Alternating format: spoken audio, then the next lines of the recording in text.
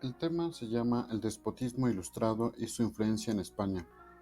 Los ilustrados comenzaron a manifestar entre sus ideas importantes el conocimiento como el arma que necesita la humanidad para liberarse de la ignorancia y el fanatismo.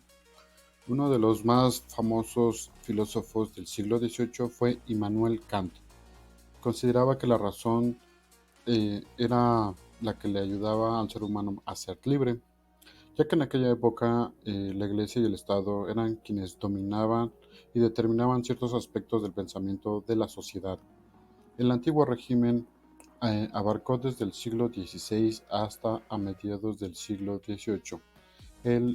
Uno de los máximos representantes de este gobierno del antiguo régimen fue el rey francés Luis XIV, quien utilizó la frase "el Estado soy yo". Él era un gobernante de ese despotismo y absolutismo que era el que comúnmente tenían todos los reyes de esa época. Posteriormente dice que las ideas ilustradas eran contrarias al absolutismo por obvia razón, que querían ser libres de este tipo de gobierno que era, pues, sometía a las personas y no las dejaba ser libres de ese pensamiento. Se tiene que hacer lo que tanto el Estado como la Iglesia determinaban. Eh, Posteriormente en este tema nos hace mención que los monarcas absolutistas venían teniendo problemas en cuanto a su gobierno, en cuanto a sus gobernados, perdón, el pueblo en sí, pero principalmente con los de la burguesía. Posteriormente los monarcas ilustrados que iban conociendo aquellas ideas ilustradas, o más bien venidas de la ilustración, eh, las empezaron a utilizar para poder gobernar de diferente forma y que la gente no comenzara a, pues, ir en contra del propio rey, ¿no? Del propio monarca. Entonces fueron utilizando estas ideas ilustradas para que se les conociera ahora como déspotas ilustrados. Uno de los más notables de este tipo de gobierno fueron el rey Luis XIV de Francia, Catalina II de Rusia y José II de Austria, así como también Federico II de Prusia. Bueno, hasta aquí con el video, espero que les haya gustado, nos vemos para la próxima.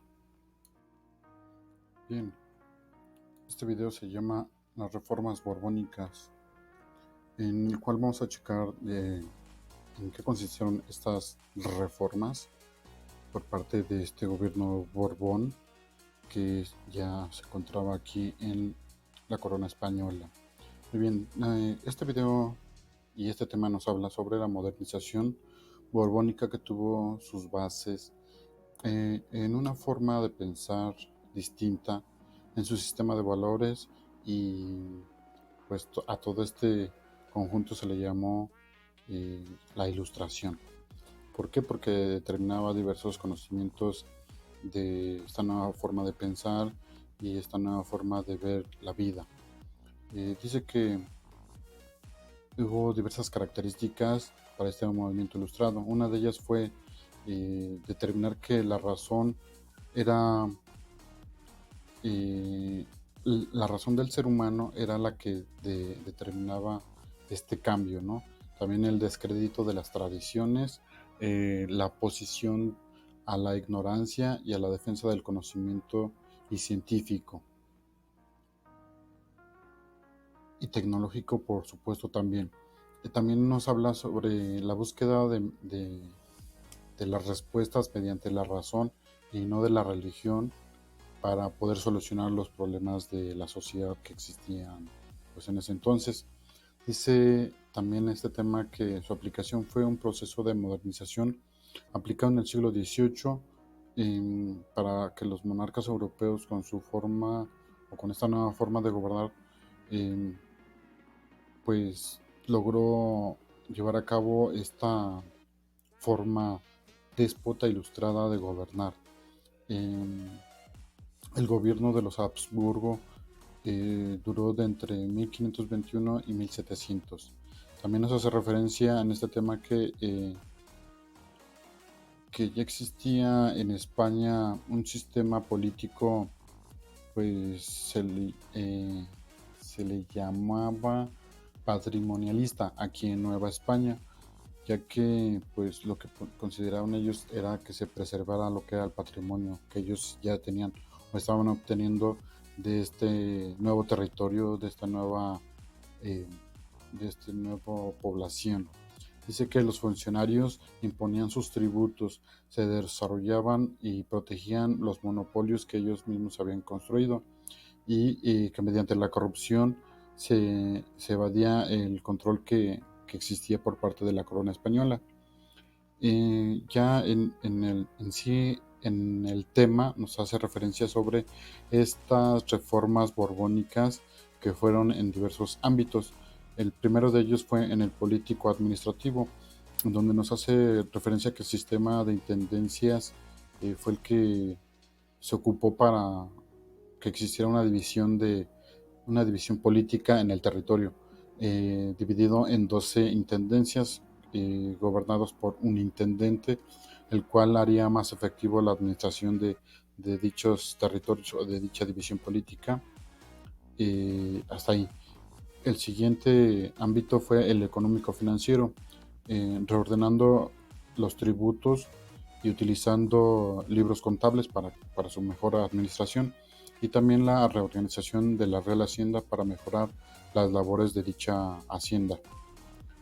Otro ámbito fue el comercio económico, en donde la corona controlaba las actividades comerciales y el contrabando de los intermediarios, recuperaban las concesiones otorgadas a países europeos, y recuperar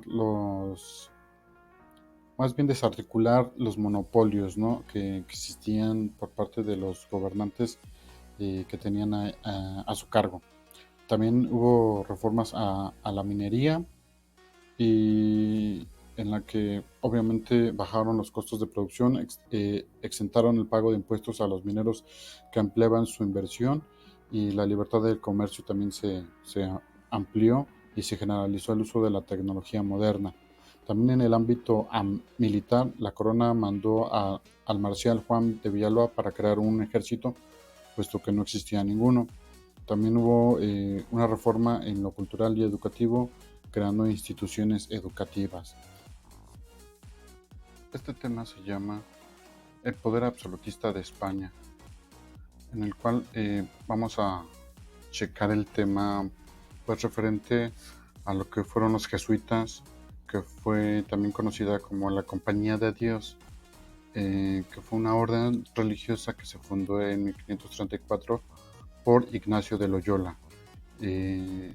También nos habla en este tema que en 1572 llegaría a Nueva España esta Compañía de Jesús o los jesuitas a fundar misiones y colegios, los cuales tenían sus propias funciones que ya venían determinadas a hacer aquí en Nueva España. Una de esas misiones sirvieron como el medio de evangelización, y los colegios sirvieron pues para la población novohispana, puesto que no únicamente venían a evangelizar, sino que también venían pues con el propósito de enseñarles pues leer, escribir y que supieran todas las tradiciones que se tenían desde España y que se venían a implementar ahora aquí en la Nueva España. También nos hace referencia al tema que de todas las órdenes religiosas de Nueva España, los jesuitas fueron los más preparados, puesto que tenían conocimientos pues más de formación académica, que fueron intelectuales en su formación, puesto que tuvieron una corriente humanística renacentista. También nos habla sobre que sus estudios, lo que les enseñaron a ellos fue estas áreas de gramática, retórica, filosofía y pues el conocimiento metódico de pensadores griegos y latinos, y con esto pues les ayudó a ser más empáticos con con los indígenas para poderlos comprender, para poderlos evangelizar de una mejor manera. Bien, también nos hace referencia al tema que las relaciones de los jesuitas con la población se consolidó a través de la enseñanza, puesto que las enseñanzas del catecismo se hacían en la calle para abarcar a mayor número de personas en la población sin tener distinción de ninguna clase social, y que pues este logro pues les ayudó para que así se formaran pues mayormente en los ámbitos culturales y científicos, y fue que todo esto gracias a los jesuitas, los cuales fueron un pilar en la educación, contaban con un gran poder económico constituido pues por las adquisiciones que ellos tenían como haciendas, también a través de las misiones, los colegios, las fincas, y gracias a su capacidad administrativa, eh, también a través de las donaciones, de las rentas de diversos inmuebles que ellos tenían, y por las haciendas que también ellos adquirían. Bueno, hasta aquí este tema, espero que les haya gustado, espero que les sirva muchísimo y nos vemos hasta la próxima.